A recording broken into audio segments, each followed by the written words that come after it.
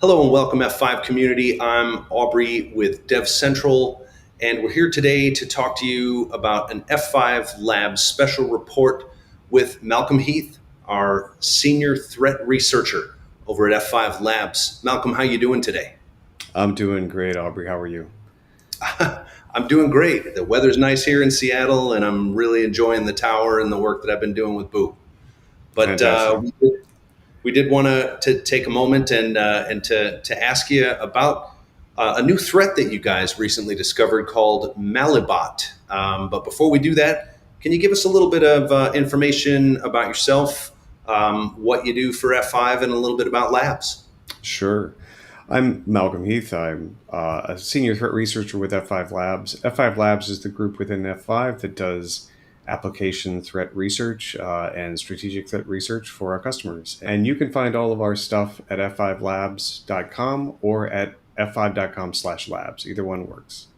So first off, I guess if you could let us know a little bit about Malibot. That is the name, correct? Yes, not Mailbot.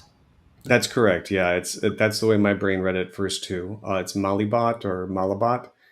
And that was actually a name coined by the discoverer of it, who is a researcher with us named Dor Nazar. So full credit for him for all of this work, and I'm just here presenting what he's done. So I guess we should start off with the platform. What kind of impact does this have? What platforms does it affect? So this piece of malware is exclusive to the Android operating system, so it affects mobile devices using the Android operating system. Okay, so that's phones and tablets all the way across. That's right. Wow, that's a pretty big surface area to cover. That's impressive. As far as propagation is concerned, what are we looking at here? How does this thing travel?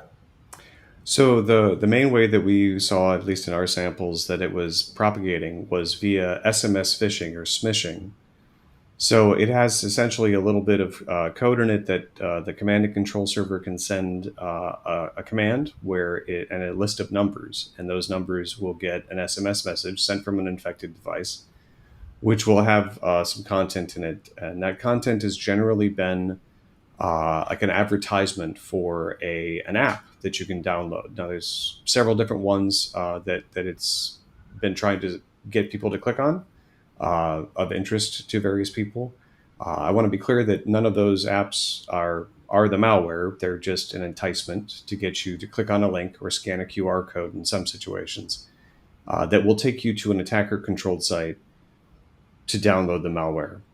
Once you've done that, with the assumption that you believe that you're downloading a legitimate application, you'll go ahead and go through the whole install process, and then you'll have the malware on your device. So one of the things that I read in the article was that it has a way of getting around Google's multi-factor authentication. How is it accomplishing that? So yeah, it can actually get around Google's two-factor authentication. The way that this works is that the malware can steal authentication credentials such as a username and a password, but that alone wouldn't normally allow you to get logged into Google. But it does communicate those things via the command and control server to the attacker. The attacker then uses their own device, for example, to log in to your Google account and gets confronted with this MFA screen. Simultaneously, Google will send an alert to an already registered device, which will prompt the user of that device to approve the login. At that point, on the attacker's device, a number will show up, and that number has to be selected on the other device in order to complete the MFA. So this malware has the capability of allowing the attacker to enter in the number that's displayed on their screen and then have the malware actually not only click on OK at the original prompt, but also select the correct number from the list that's provided, thus circumventing the two-factor authentication quite neatly.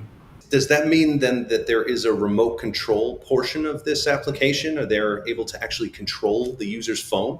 Absolutely. There's quite an extensive array of features in this malware that allows for not only this sort of thing where the malware can interact with screens that you're looking at and do things like click on OK or read text from them, but also actually pretty much uh, full capabilities for remote control.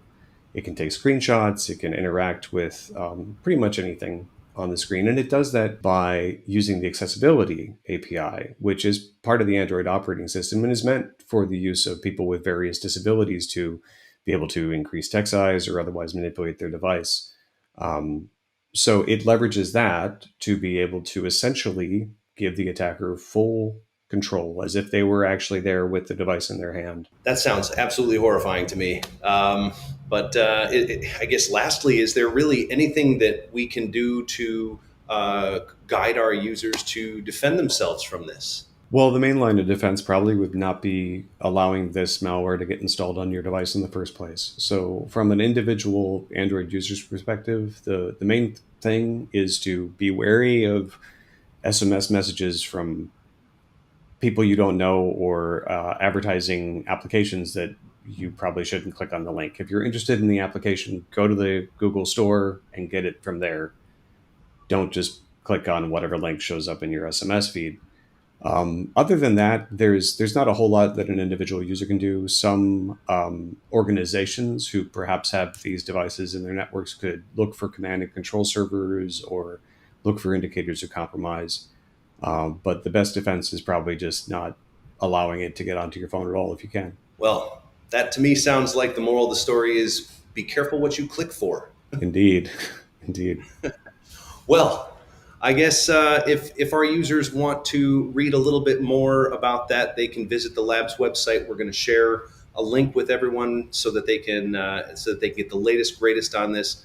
And I guess in the meantime, thank you so much for joining us today, Malcolm. I appreciate the time, and as always, we appreciate the job that you guys do over at Labs in terms of learning all the new threats that are out there. Thanks very much for having me. It was a real pleasure. Thanks, F5 community, and as always, have a great F5 day.